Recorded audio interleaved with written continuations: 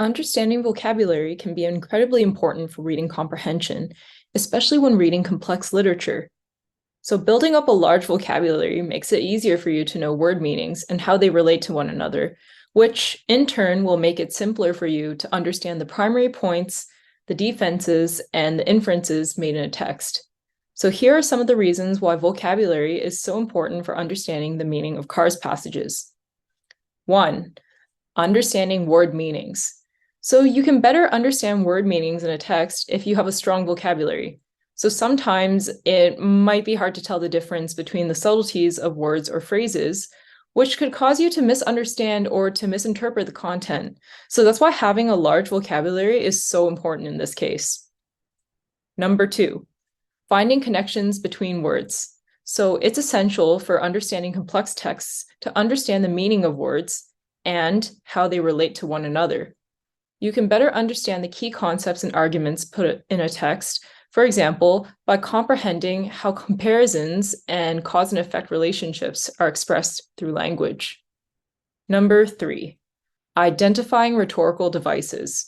So rhetorical devices, these include metaphors, analogies, and allusions, and they're examples of these rhetorical devices because they're frequently employed in complicated writings to convey meaning and to persuade the reader. So a wide vocabulary can help you identify these techniques, and understanding these devices will aid in your analysis of the arguments made and the author's point of view. Number 4, enhancing reading speed and effectiveness. So when you have a strong vocabulary, you can read faster and more effectively because you won't have to stop reading all the time to look up new words. So this can aid in your understanding of a text's general organization and significance. Here are some words that can help you identify the author's main opinions. Believe or think. So these words in particular are often used by authors to express their own opinions and perspectives. For example, I believe that the best way to improve education is through increased funding. So here it's very obvious that the author is expressing their opinion. And the next ones are argue or assert. And so these words signal that the author is making a claim or presenting an argument. For example, they're saying, the author argues that renewable energy is a key to reducing carbon emissions. So another one, claim or proposition.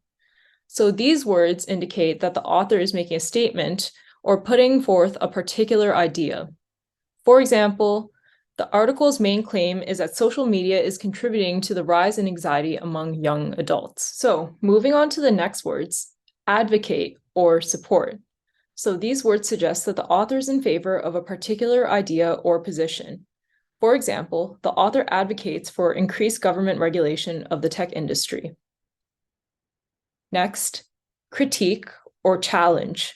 So these words signal that the author is evaluating a particular idea or argument. For example, the author challenges the commonly held belief that technology is always beneficial to society. And now, emphasize or highlight. So these words indicate that the author is drawing attention to a particular aspect or idea.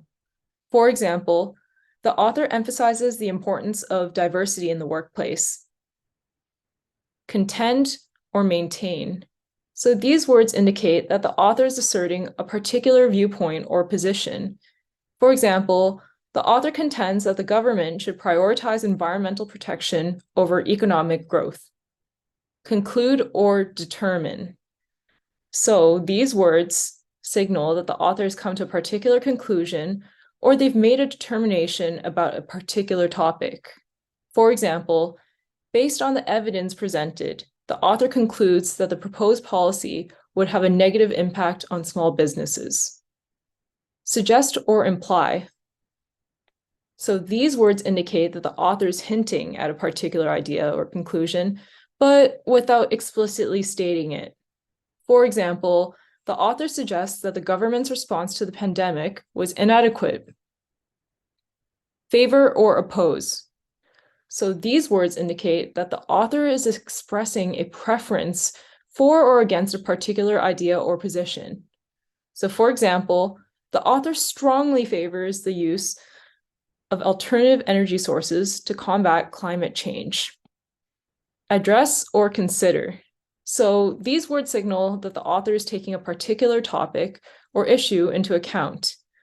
For example, the author addresses the question of whether the death penalty is an effective deterrent to crime. And lastly, highlight or illustrate. So these words indicate that the author is providing evidence or examples to support their argument. For example, the author highlights the fact that the majority of scientists agree that climate change is caused by human activity.